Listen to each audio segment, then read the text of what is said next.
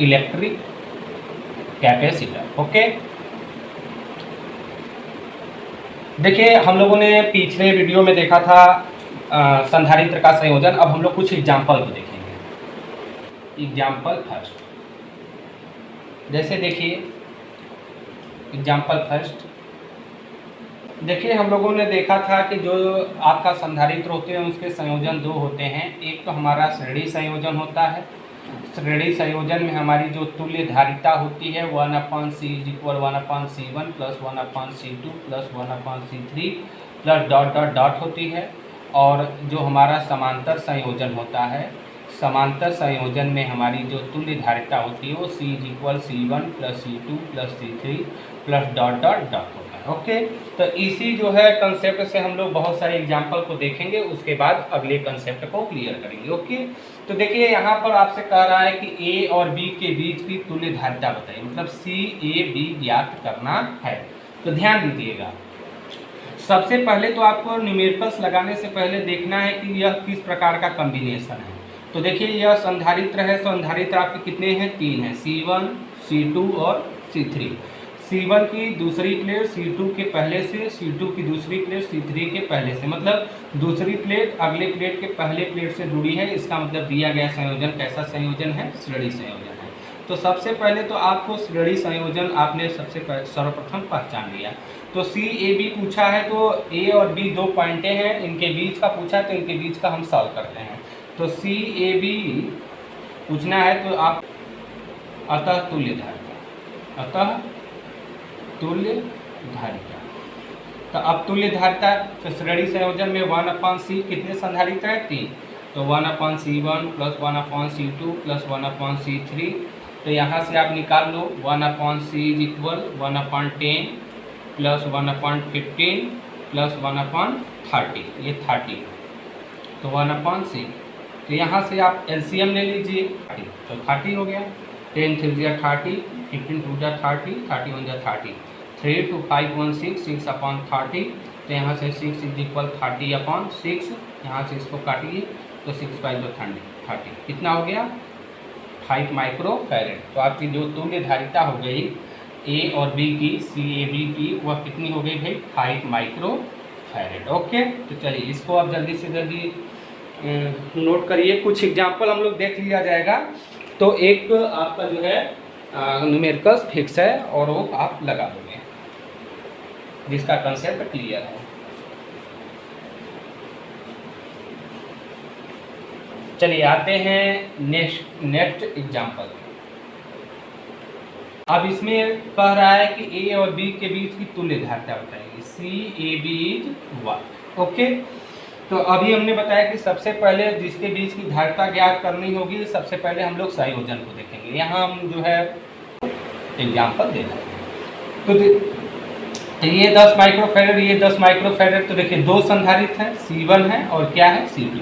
C1 की पहली plate ए बिंदु से, दूसरी प्लेट जो है जाकर के किससे जुड़ी है? देखिए ये जाकर जुड़ी हुई है बी बिंदु से, और पहली प्लेट आकर किससे जुड़ी हुई है? ए बिंदु से। तो पहली प्लेट एक बिंदु से, दूसरी प्लेट दूसरे बिंदु से। इस प्रकार का संयोजन क्या होता है? समांतर संयोजन। तो हम कह सकते हैं C1 व C2 समांतर संयोजन में है, अतः यहाँ से आप क्या करो समांतर संयोजन के लिए कि इनको जोड़ दो। तो सी ए बी, मतलब ए बी के बीच की तुल्य धारिता कितनी है? तो 10 और 10। तो यहाँ से कितनी हो गई? 20 माइक्रोफैरड। बहुत इजी पूछता है, तो आराम से आप कर लेंगे। चलिए अगले एग्जाम्पल को देखते हैं। ओके,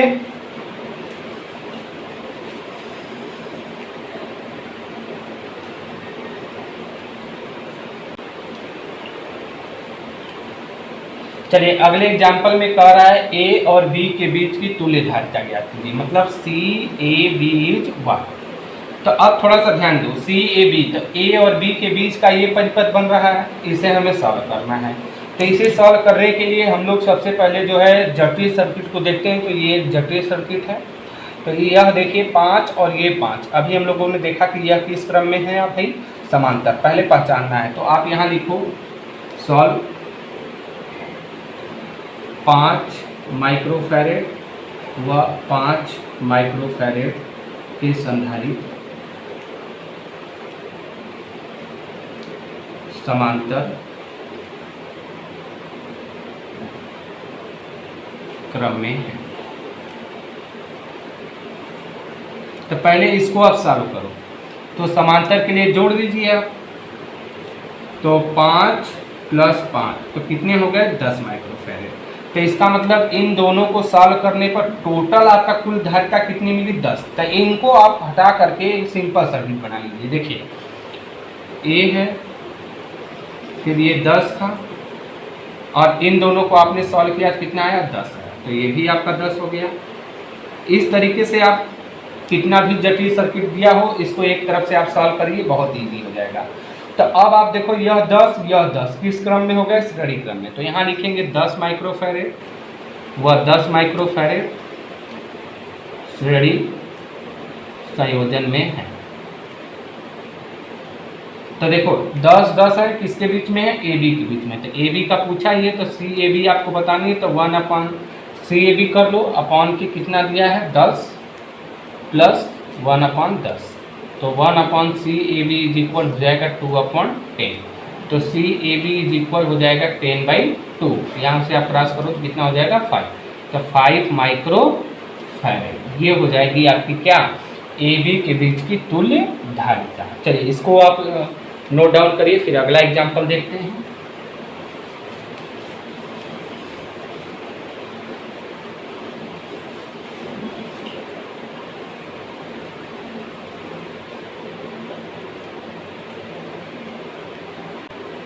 ये आपका एक इम्पॉर्टेंट जो है एग्जाम्पल है, आपसे कह रहा है कि ए और बी के बीच की तुल्य धारिता ज्ञात कीजिए। मतलब CAB = what, CAB = what। थोड़ा सा ध्यान दो। तो सबसे पहले तो आप ए और बी के बीच में आप देख रहे हो 3 संधारित्र हैं, 1, 2 और 3। तो यह श्रेणी क्रम में है कि समांतर क्रम में है, इसको आप ध्यान दीजिए। तो देखिए पहले संधारित्र की दूसरी प्लेट अगले संधारित्र की पहली प्लेट से जुड़ी है, ओके। लेकिन अब आप यहाँ देखो ये पॉइंट आया है, तो इस संधारित्र का भी तो आ रहा है। तो इस प्रकार से आप पहले जो है सर्किट को पहचानना समझिए। तो जो ये 3 कैपेसिटर हैं, C1, C2 और C3, ये तीनों कैपेसिटर समांतर क्रम में जुड़े हैं। देखिए कैसे, देखिए इस संधारित्र C1 की जो दूसरी प्लेट है वो आकर इसी पॉइंट पर जुड़ रही है, C2 की भी एक प्लेट आकर इसी पॉइंट से जुड़ रही है, और C3 की भी एक प्लेट इस तरीके से आकर के इसी पॉइंट से जुड़ रही है। तो एक कॉमन पॉइंट तो ये मिल गया आपका। और दूसरा देखिए, ये आपकी जो पहली संधारित्र की एक प्लेट है वो जाकर के एक दूसरे पॉइंट से जुड़ रही है यहाँ पर, और दूसरी प्लेट, दूसरी संधारित्र की दूसरी प्लेट जो है जाकर इसी पॉइंट से जुड़ रही है, और तीसरी संधारित्र की बची हुई प्लेट भी आकर इसी पॉइंट से जुड़ रही है। तो कुल कितने पॉइंट मिल रहे हैं 2। तो आपको पता है कि संधारित्र के संयोजन में यदि सभी संधारित्र जो है केवल 2 बिंदुओं से जुड़े होते हैं तो वह कौन सा संयोजन होता है, समांतर संयोजन होता है। 2 बिंदु से केवल जाकर सभी जुड़े होते हैं तो वह कैसा संयोजन होता है, समांतर संयोजन होता है। तो इसका मतलब C1, C2 व C3 सभी समांतर संयोजन में जुड़े हैं, समांतर क्रम में जुड़े हैं, ओके। ये ध्यान देना, बच्चे अक्सर गलतियां करते हैं। तो यहाँ से समांतर के लिए सभी को ऐड कर दो, तो C = कितना हो जाएगा 10 + 10 + 10, तो C = 10 10 10, तो 30 माइक्रोफैरेड। ये हो गया आपका तुल्य धारिता। चलिए ये आपका इम्पोर्टेंट था, इसको आप नोट करिए। अगला एग्जाम्पल देखते हैं। देखिए यहाँ पर 3 संधारित्र हैं, C1, C2, C3 में 10, 10 और 5, ये तीनों एक त्रिभुज के रूप में जुड़े हुए हैं जैसा कि चित्र में दिखाया गया है। तो अब आपसे कह रहा है कि CAB = what, CAB = what। तो थोड़ा ध्यान दीजिए। तो CAB, तो A और B के बीच का पूछा है, तो पहले ऊपर से सॉल्व करिए। तो ऊपर से जब आप आएंगे तो देखिए यह मान लीजिए C1 है, यह C2 है, यह क्या है C3 है, ओके। तो C1 की पहली प्लेट जा कर के C2 के दूसरी प्लेट से, जुड़ी हुई है। तो इस प्रकार से यह जो संयोजन है ए सी बी वह किस में है, श्रेणी क्रम में। ओके, तो आप कह सकते हो कि C1 व C2 श्रेणी क्रम में है। किस क्रम में है, श्रेणी क्रम में। तो श्रेणी क्रम में है तो इसका मतलब यहाँ से श्रेणी क्रम के लिए 1/C = 1/10 + 1/10। C1 C2 10 है तो 1/C = कितनी हो गई, 2/10। तो C = 10/2। तो C की वैल्यू कितनी हो गई, 5 माइक्रोफैराड। तो अभी हमने बताया कि जिस सर्किट को सॉल्व करिए उसको आप जो है एक सर्किट बना लीजिए। तो देखिए ए बी, तो ए और बी के बीच में कितना है, 5 माइक्रोफैराड है। ओके, C1 C2 को सॉल्व करने पे कितना आया, 5 माइक्रोफैराड। तो यहाँ से आप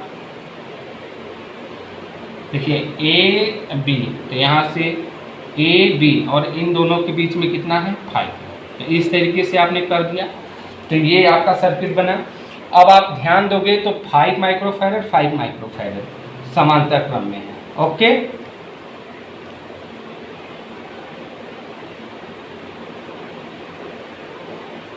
अतः CAB समांतर के लिए 1, समांतर के लिए ऐड कर दो डायरेक्ट। तो CAB = C1 + C2। तो CAB = हो जाएगा 5 + 5 मीन्स हो जाएगा कितना, 10 माइक्रोफैराड। ओके, तो ये आपका हो गया सॉल्व। तो देखिए इस तरीके से हम लोगों ने एग्जाम्पल को देखा। कुछ आपको होमवर्क में दे रहे हैं, आप इसको सॉल्व करिए। इसके आंसर को कमेंट बॉक्स में जरूर बताएं।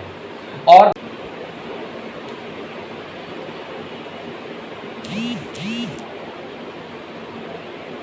ये आपका होमवर्क है जो रेक्टेंगुलर में आपका दिया गया है, यही आपको फाइंड आउट करना है। CAB CAB CAB और CAB, ये आपका होमवर्क है। इसे कमेंट बॉक्स में अपने आंसर को जरूर बताएं। चलिए अगले, संधारित्र में संचित ऊर्जा। ओके, तो संधारित्र में संचित ऊर्जा, तो आपको पता है कि जो आपका संधारित्र होता है यह एक ऐसा डिवाइस है जो आवेश को क्या करता है, संग्रहित करता है। आवेश को क्या करता है, संग्रहित करता है। तो जब हम लोग किसी संधारित्र को आवेशित करते हैं, जब हम लोग किसी संधारित्र को क्या करते हैं, आवेशित करते हैं, तो हम लोगों को कुछ कार्य करना पड़ता है। क्या करना पड़ता है, कार्य करना पड़ता है। तो जब कार्य करना पड़ता है तो इसका मतलब यहाँ पे हम लोगों को कुछ ऊर्जा की ज़रूरत पड़ती है। तो यह जो ऊर्जा होती है वह संधारित्र में स्थितिज ऊर्जा के रूप में, किस रूप में भाई, स्थितिज ऊर्जा के रूप में संचित हो जाती है। और इसी को हम लोग बोलते हैं संधारित्र में संचित ऊर्जा। फिर से समझिएगा, संधारित्र का काम क्या है, आवेश को संग्रहित करना। तो जब हम लोग संधारित्र को आवेशित करते हैं तो हमें कार्य करना पड़ता है। यह कार्य क्या होती है, ऊर्जा होती है। तो यही ऊर्जा जो होती है संधारित्र में स्थितिज ऊर्जा के रूप में क्या हो जाती है, संचित हो जाती है। और यह विद्युत क्षेत्र, या हम कह सकते हैं कि संधारित्र में दोनों प्लेटों के बीच, मतलब दो प्लेट होती है, तो इन दोनों प्लेटों के बीच में विद्युत क्षेत्र होता है। तो हम कह सकते हैं कि यह जो आपका स्थितिज ऊर्जा होता है वह या तो विद्युत क्षेत्र में या तो दोनों प्लेटों के बीच परावैद्युत माध्यम में क्या होता है भाई, संचित होता है। ओके, तो यहाँ थोड़ा ध्यान दीजिएगा। तो आपको पता है कि जब आप संधारित्र को आवेशित करते हैं तो जो आवेश Q होता है वह विभवांतर V के क्या होता है, समानुपाती होता है। तो जैसे जैसे आप Q का मान बढ़ाते हैं वैसे वैसे V का मान बढ़ता है, या यूँ कह सकते हैं जैसे जैसे V का मान बढ़ता है वैसे वैसे Q का मान क्या होता जाता है, बढ़ता जाता है। तो अब यहाँ से आप एक ग्राफ खींचेंगे, ध्यान दीजिए, किसके किसके बीच, Q और V के बीच। तो अब आप यहाँ से संबंध देखिए, Q समानुपाती V के है तो V बढ़ेगा तो Q भी बढ़ेगा। तो यहाँ Q और V के लिए जब आप ग्राफ खींचते हैं तो एक सीधी रेखा प्राप्त होती है। क्या मिलती है, सीधी रेखा। तो यह सीधी रेखा क्या है, O है। हमने मान लिया कहाँ तक खींचा आपने, ये तक। तो अब OA है, तो अब OA द्वारा जो घिरी हुई आकृति मिलती है, तो मान लीजिए घिरी हुई आकृति आपको ये मिली, ये। तो आप देखेंगे तो एक ट्राइंगल मिला है, त्रिभुज मिला है। तो वह त्रिभुज क्या मिला, ओ ए, और ये मान लीजिए क्या बी। तो इसके द्वारा जो घिरी हुई आकृति है, इसका जब हम लोग क्षेत्रफल निकालते हैं तो वह क्षेत्रफल संधारित्र में संचित ऊर्जा का काम करता है। तो किसी भी त्रिभुज का जब हम लोग क्षेत्रफल निकालते हैं तो 1/2 आधार गुणे क्या होता है, ऊंचाई या लंब कर सकते हो। ओके, कोई दिक्कत नहीं है। तो वैसे ही ऊर्जा है, तो ये त्रिभुज का क्षेत्रफल हो गया है। तो अब त्रिभुज का क्षेत्रफल यहाँ से भी निकालोगे तो ये Q है, तो ये वाला भी पार्ट क्या हो जाएगा, Q हो जाएगा। तो यहाँ से U बराबर 1/2 आधार, आधार क्या है भाई, V है, तो V कर दो, लंब क्या है आपका Q, तो यहाँ क्या हो जाएगा Q। तो यही आपकी क्या हो जाएगी, संधारित्र में संचित ऊर्जा हो जाएगा। तो ये हो जाएगा आपका जूल। ओके, तो यहाँ से ध्यान दीजिए, संधारित्र में संचित ऊर्जा के 3 फार्मूले प्राप्त होते हैं। तो आपको पता है कि C इज इक्वल क्या है, Q/V। तो Q is equal C into क्या हो जाएगा, V। Q is equal C into V। यदि आप Q को ट्रांसफर करना चाहें तो आप पहले वाले, ये मेन आपका ऊर्जा का सूत्र है। तो यहाँ से U इज इक्वल एक दूसरा फार्मूला निकलेगा 1/2 V इंटू Q। Q की वैल्यू कितनी है, C इंटू V। तो यहाँ से U is equal 1/2 C into V का स्क्वायर। तो ये आपका दूसरा फार्मूला हो गया। अब आप चाह रहे हो कि Q को न ट्रांसफर करके किसको, V को करना, तो उस पर आप निकाल लीजिए। तो C इज इक्वल Q/V। तो यहाँ से V की वैल्यू आप निकालोगे तो Q/ कितना हो जाएगा, V। तो इसी फर्स्ट इक्वेशन में U इज इक्वल 1/2, तो जैसे आप Q का मान रखे तो वैसे V का मान रख दीजिए। तो Q/V, यहाँ C रहेगा, देखिए C इज इक्वल Q/V, तो V इज इक्वल Q/C। तो यहाँ C हो गया, इनटू की क्या है Q। तो यहाँ से एक फार्मूला निकला 1/2 Q²/C। तो U की वैल्यू कितनी आ गई, 1/2 Q²/C। तो इस प्रकार से आपके संधारित्र में संचित ऊर्जा के कितने सूत्र मिल गए, 1, 2 और 3। इसका न्यूमेरिकल भी पूछता है। ओके, तो चलिए आज के लिए इतना ही, नेक्स्ट टॉपिक को नेक्स्ट वीडियो में। Okay, thanks, bye. क्यों तरसता है तू बंदे, जल्द ही बदलेगा मंजर, झांक ले तू एक दफा बस दिल से अपने दिल